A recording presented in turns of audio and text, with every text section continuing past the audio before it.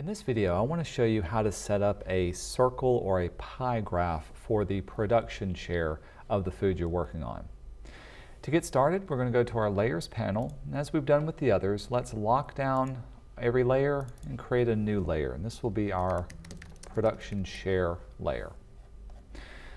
For this one, we're going to be creating a pie graph. So at the bottom of your toolbox, locate your graph tools and choose the pie graph tool towards the bottom of this.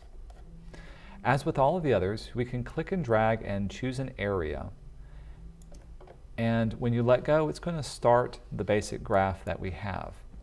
Also by now, you should have downloaded the production share comma separated values, your little spreadsheet, and you can open those up in whatever software that you use for your spreadsheets. Now the two sets of data we need to pay attention to are the area or the continent or country you're working on, and then of course the values that they're producing. So I'm going to copy over the different countries or continents by selecting them and edit, copy.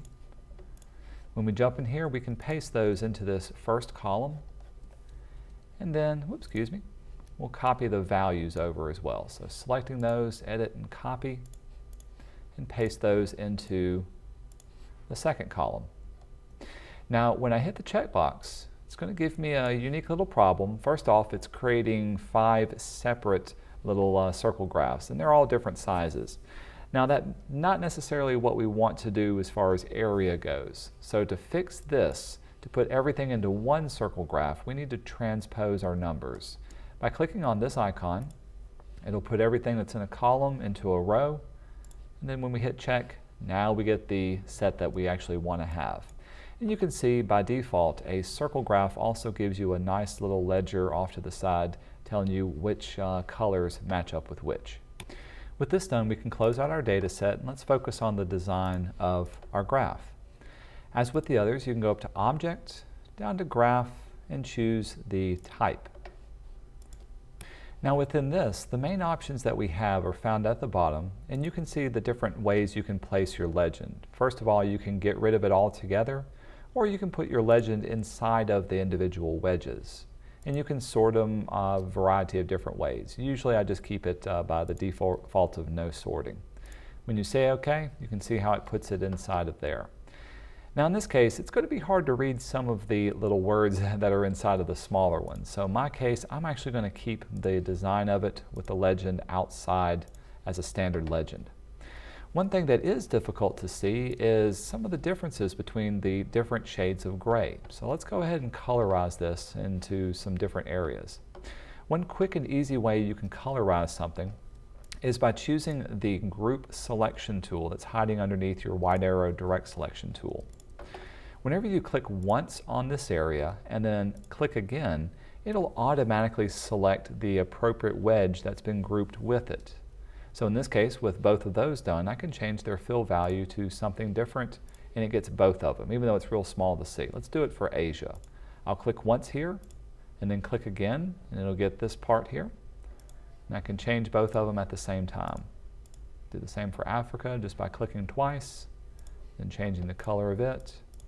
And America, and then finally Europe to be something different as well.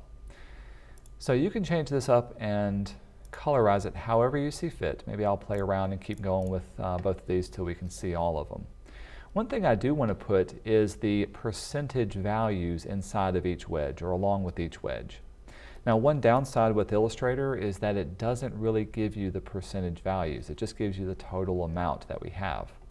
Luckily, in this data set, you can actually return to the web page that we found it, and you can get the percentage values from the web page. So in our case, we have Asia at, we'll round it up to 89.5, Europe at 0.5, and Africa and America at 5% themselves. So when I go in with this, I'm going to add on that and add that to my overall design. So we'll go up to Object, and I'll ungroup everything. We'll say OK. I'll ungroup it one more time so I can select just the stuff off to the side, and I'll center that up. And I want to be able to add the percentages inside of this. 89.5. America was excuse me, 5%. Do remember to add the percentage sign at the end of each one.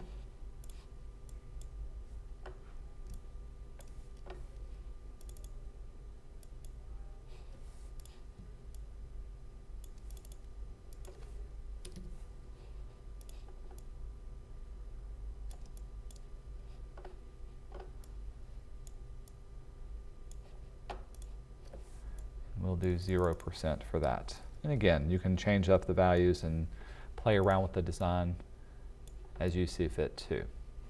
In our case, maybe I'll put mine inside of the little wedges so that we can tell the difference.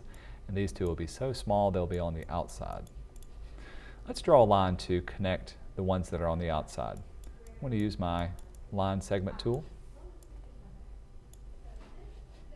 And we'll set a line value to be solid filled in, 0% set to those.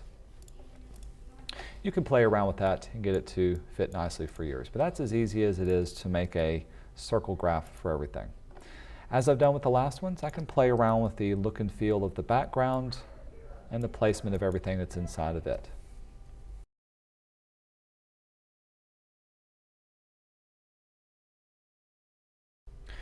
With this done, you can see that this particular graph didn't take up as much room as I thought it would. Now that's okay for now. Later on I can go back and I can change up the placement and move some things around, and I can still use my grid to do this. But this was all the area that I needed.